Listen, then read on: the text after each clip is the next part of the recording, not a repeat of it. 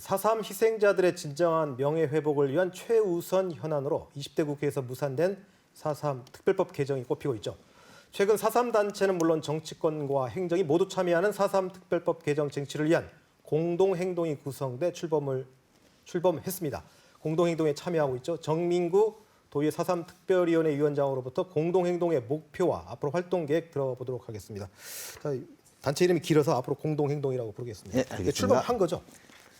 출범을 했는데 네. 그 언론을 통해서 직접적인 출범은 15일 날 할 예정입니다. 15일 날 공식 발표하는 거고. 네네. 그 공동행동 뭐 어떤 일을 하는 단체인지 간략히 좀 소개 좀 해주시죠. 일단 지난 20대 국회 시절에 4.3 특별법 개정안을 국회에 통과시키기 위해서 전국행동이라는 120개 정도의 단체가 구성이 되어 있었습니다.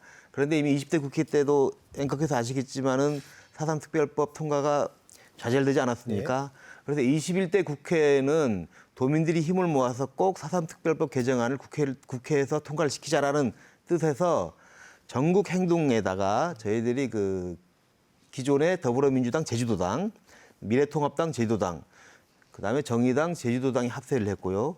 도청, 의회, 교육청이 가세해서 제주도민들이 다 같은 힘을 보여주고자 만든 단체가 공동행동입니다. 그리고 공동행동의 목표는 당연히 21대 국회에서의 4.3 특별법 개정안이 통과를 목표로 잡고 있습니다. 그러니까 그전에는 전국행동이었던 거죠? 그렇죠. 지난해 9월 출범한 거고. 네, 예. 그러니까 그 9월 출범한 전국행동 이번에 공동행동으로 바뀌었다. 네네. 그러면 전국 단위에서 지역 단위로 규모가 축소된 건가요? 어떻게 이해해야 되나요? 그러지는 않고요.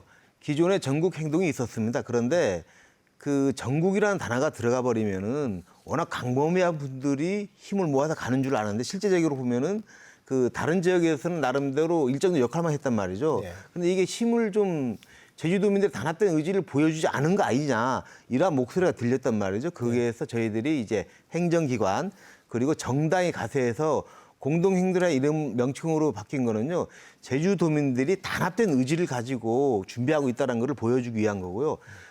그렇다고 해서 전국에서 관련된 단체들이 빠져 있는 건 아닙니다. 같이 하고 있는데 이번에는 제주도민들이 힘을 다 모으고 있다는 것을 표현을 강조하고자 명칭을 바꿨다고 이해를 해주시면 될 것 같습니다. 그러면 정치권인 경우는 도당 중심으로 모인 거고 제주도당 중심으로요. 시민단체들은 전국에 있는 시민단체 다 모여 있죠. 그렇게 이해하면 되겠네요. 네네. 어쨌든 공식으로 그럼 만들어지긴 했지만 공식으로 출범하는 거는 다음 주 15일 날. 15일 날 1시에 도의회 그 어쨌든 코로나19 때문에 실내에서는 못 하고요. 예. 도의회 계단에서 기자회견으로서 출범식을 알릴 예정이고요. 거기에서 향후에 그 활동 계획도 일정 정도 그 브리핑을 할 예정입니다. 그럼 이번 행동에는 시민단체뿐만 아니라 기관으로 뭐 도의회, 제주도, 교육청까지 참여하는 건가요? 네, 그렇죠. 어떻게 흔쾌히 응하던가요? 저는 준비를 하면서 의외였습니다. 예. 원래 이제 도청이나 교육청은 좀 많이 돌다리도 둘게 부는 심정으로 고민을 해야 되거든요. 예. 그런데 4.3 특별법 개정을 목표로 하고 있다는 소리에 흔쾌히 솔선수범하면서 참여를 해주셨습니다. 너무 고맙다는 말씀을 드리겠습니다. 이렇게 좀 아까 예산 문제라든지 코로나19 예산이라든지 이런 것도 같이 좀 이렇게 흔쾌하게 협력이 잘 됐으면 좋을 것 그 같은데. 소통만 잘 되면은 해결이 잘 될 것 같습니다. 지금 정당 중에서는 그럼 도당 중에 민주당은 당연히 참석하실 테고 정의당과 미래통합당도 네네. 참여하는 거죠. 그 미래통합당 참여에 대해서 그러면 그 미래통합 중앙당 입장은 어떻습니까? 중앙당 입장은 제가 확인을 못했고요. 제주도당 차원에서는 흔쾌히 허락을 했고요. 그리고 우리 제주특별자치도의 김한국 의원님이 같이 저희 4.3 특별위원회 위원 활동을 같이 하고 계십니다. 도정 질문에서 본인께서 직접 같이 4.3 특별법 개정에서 동참을 하고 싶다는 의견을 주셨어요. 그래서 제가 이제 만나 뵙고 그 김한국 의원님을 통해서 통합당 설득 작업을 했습니다. 그래서 흔쾌히 허락을 해주셨어요. 그리고 그 법안이 발의된 이후에 국회에서의 그 활동도 같이 해주시기로 하셨습니다. 사실 그 특별법 개정을 하는 게 최종 목표니까 사실 국회가 적극적으로 그렇죠. 움직이는 게 맞아 보이는데 지금은 도의회가 좀 주도적으로 움직이는 모양새입니다. 이게 특별한 이유가 있습니까? 저희들이 끝까지 갈 수는 없고요. 20대 국회에서 좌절 예정인 상황에서 많은 분들이 그 4.3 특위에 노크를 하셨어요. 그래서 4.3 특위의 존재감이 무엇이냐. 단순히 명칭만 있는 거라면은 없애야 되는 거 아니냐. 그래서 많은 의원님들이 의견이 있었고 그리고 밖에서도 많은 주문이 있었습니다. 그래서 그렇다라면은 4.3 특별위원회가 앞장서서 기본적으로 4.3 특별법 개정안이 21대 국회를 통과하기 위한 기초를 우리가 만들어주자라는 취지에서 출발을 했었고요. 저희들은 출범식까지 준비를 하고요. 그다음에 일들은 유족회 중심으로 활동을 할 거고요. 국회에서의 역할에서는 저희 4.3 특위가 나름대로 정의당 의원님들도 계시고 미래통합당 의원님도 계시기 때문에 그분들과 같이 국회를 방문하는 것을 좀 목적으로 삼고 있습니다. 자, 그럼 구체적인 행동은 뭐 국회를 찾아가서 압박을 하고 뭐 이런 내용들인가요? 네네, 그렇죠.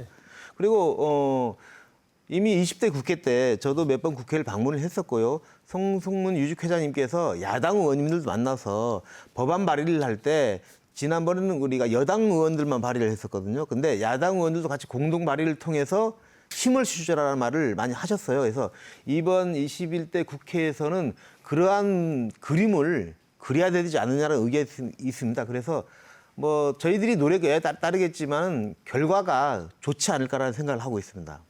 네, 어쨌든 이게 4.3 특별법 개정안 이제 어떤 내용을 담아야 하느냐도 좀 중요한 과제인데. 네, 그렇죠. 그 20대 국회에서 무산됐던 가장 핵심적인 조항, 그러니까 배보상 문제와 군사재판 무효화 이거는 꼭 담겨져야 된다고 보시는 거죠? 그렇죠. 근데 거기에서 나름대로 1999년도에 4.3 특별법 제정할 당시에 그 내용을 살펴보면서 조문의 유연성을 강조하신 분들이 좀 있어요. 그래서 이 부분에 대해서는 어쨌든 입법기관인 우리 국회의원분들께서 나름대로 역할을 국회 내에서 역할을 해주신다면은 뭐 큰 문제가 없지 않을까 생각을 하고 있습니다.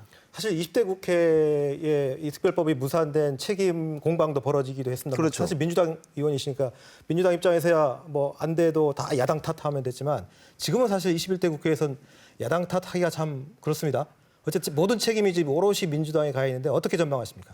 그렇지는 않을 거고요. 이미 어쨌든 여야 합의, 아무리 민주당이 다수당을 차지하더라도 법안 하나를 통과시키려면 여야 합의가 있어야 되고요. 그래서 민주당이 아마 주도적으로 나서실 겁니다. 그리고 어쨌든 문재인 대통령께서도 이번에 60항쟁 기념식 때도 네, 4.3의 명예회복을 강조를 하셨어요. 예. 그만큼 의지가 분명하십니다. 그래서 이번에는 다수당 민주당이 중심에 서고 야당 의원님들께서 적극적인 자세만 취해 주신다라면은 올 한 해 저는 뭐 문재인 대통령 임기 내에 통과하자는 의견이 계신데 저는 올해에 이거를 마무리하는 게 저는 개인적인 목표입니다. 저는.